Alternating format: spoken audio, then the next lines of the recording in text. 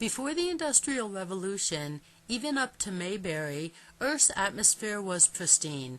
But with an increasing population, all using more and more fossil fuels for energy and transportation, in the 70s, we started hearing about pollution, smog, and acid rain.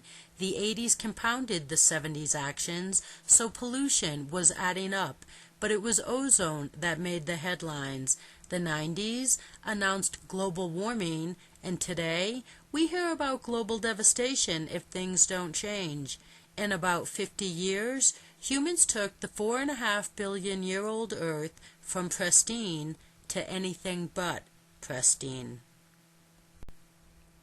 The 1960s had a lot of things, but being environmentally irresponsible wasn't one of them.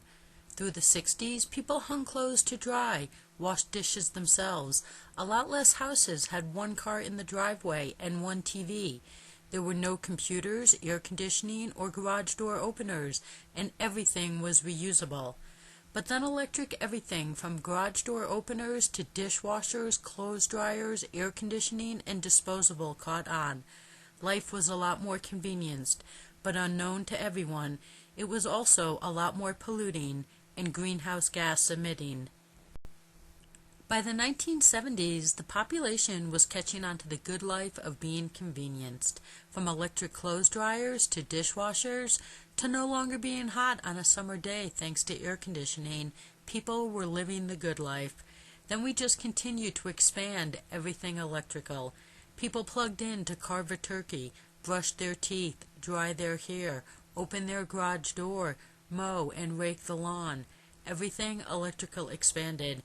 And so did the greenhouse gas emissions from that plugging in, which is then multiplied by hundreds of millions more homes. The manual labor of the 1960s and prior was a thing of the past once power tools were introduced. Once people tried them, they were here to stay. In the 1960s, people mowed a lawn with hand-push blades on wheels, which was replaced by the gasoline-powered mower, which got upgraded to rider mowers. We used to rake leaves. Today, we blow them. We used to shovel snow. Today, we use snow blowers and snow plows.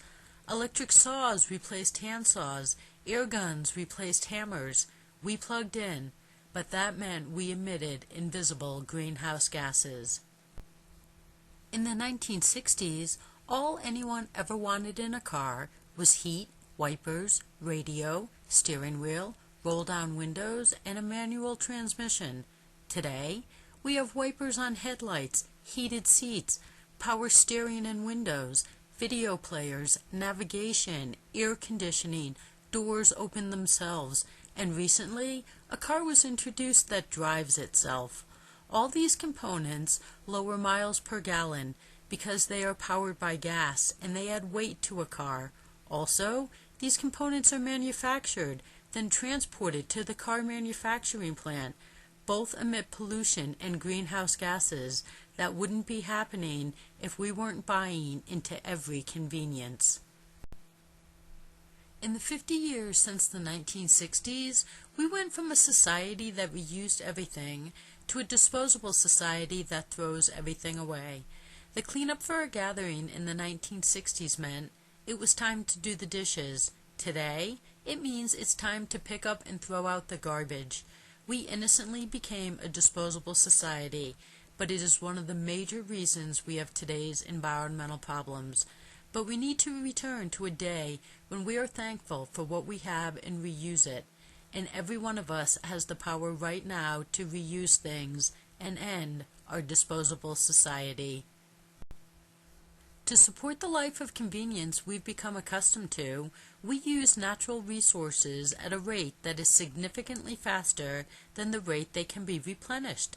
Global warming issues aside, this is simply unsustainable, which means one day it's not going to be a choice if we abandon these conveniences.